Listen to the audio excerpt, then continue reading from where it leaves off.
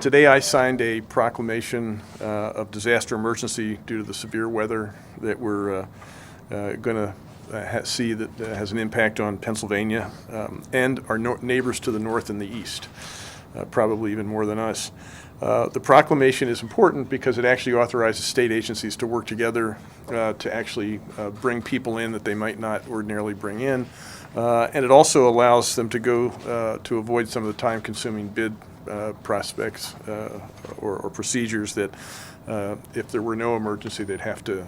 So if we have to work quickly, they have the ability to do that. Thank you. It's important that we remain prepared. I think that's really important to respond to any situation that could endanger the lives of citizens of the Commonwealth. So we activated the State Emergency Operations Center right here this morning at 8 o'clock, just to be prepared. This is not time to get excited or panicky. Just want everybody to know that we're really doing everything we should be to make sure that we're safe. This center is now staffed with key agencies so that if they're called upon to assist counties, they're ready to go. In addition, we're also working closely with the counterparts in other states. As I say, some of the other states, I think, are going to get hit more or harder than we are, but we're working with them, and that's what we do as Pennsylvanians. I mean, we obviously take care of ourselves, but we're also good neighbors, and we want to be willing to help those neighbors in a time of need.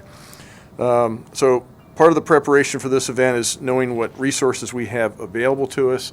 PennDOT crews are out there working. Some of you know I was out with one of our senators yesterday in Yoakumtown, Pennsylvania, York County, talking to the crews, thanking them for their service. I mean, they do amazing work. They operate big vehicles on roads at high speeds, and they do a really good job. So I was there really to thank them, and also make sure we had enough salt, which we evidently do. We're in good shape.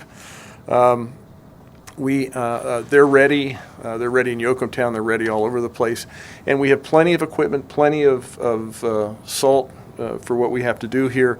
But PennDOT is also ready to deploy trucks to areas of need, like the Lehigh Valley and the Philadelphia area, if that's necessary. I just want to repeat, though, we are looking to a snowstorm here. So people who are operating automobiles ought to really engage their vehicles with great care. There will be snow in the roads. There will be big, heavy equipment out there. So be careful if you have to drive. If you don't have to drive, don't drive. Keep your car at home. So safety is first. Do what you have to do to make sure that you're safe, and that's the most important thing to all of us here at the Commonwealth.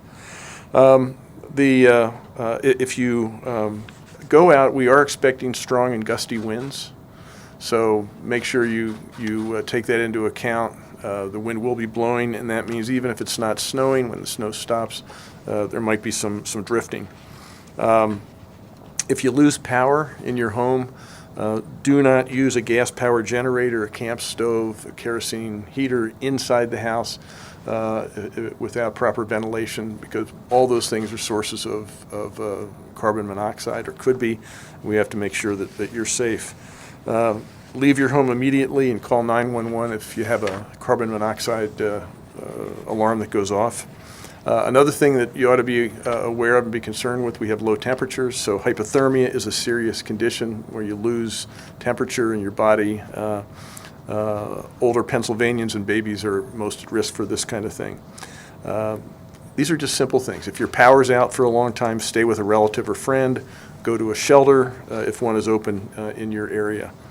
If you must venture outdoors, make trips brief. And be sure you dress warmly, covering your head. I don't know why I say that. I have to do that. And your ears and eyes to the extent possible so you can prevent frostbite. When you're out shoveling snow, push it. Don't lift it. If you can avoid it, don't twist. That hurts your back. And if you're using a snow blower, be sure you follow instructions. I know all this stuff I just talked about is common sense, but I just want to make sure you know that I'm concerned with the safety of every Pennsylvanian, and I just want you to be as aware as you can be of all the issues so that you can be as safe and sound through this emergency, whatever happens in your area. have supplies in your home. Make sure you have all the things you need in case the power goes out or you can't get out. And if you don't need it today, it's a good idea to stockpile some of these things because you might need them someday. You can also follow ReadyPA on Facebook and Twitter for reminders and tips. And you can go to readypa.org for emergency planning templates and checklists.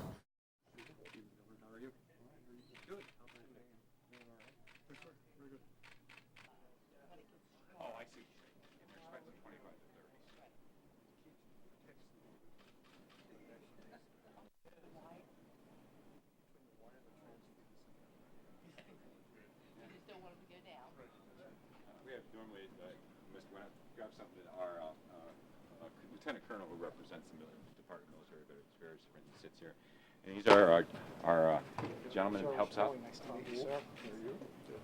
Greg Roush, nice to meet you. Turnpike. You're Turnpike, yes. How's the Turnpike doing? Real good.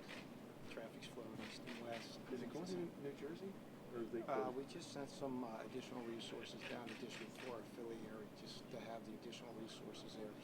So right now they're still flowing in Yeah, New Jersey, flowing. no problem. Yeah. So what do you do about that? Because you can't control it. If they close down, you I get think back what up. they'll do is if they make a decision to divert traffic or close down, then the commission will make a decision what to do at that point. Okay. And potentially that may be maybe diverting some traffic or continue to find another route for them to travel. Which will be difficult. That would be difficult. Yeah. New Jersey. Yeah. Good luck. Good luck. Very nice meeting you, sir. Nice to meet you. Pleasure to meet you. Thanks a lot.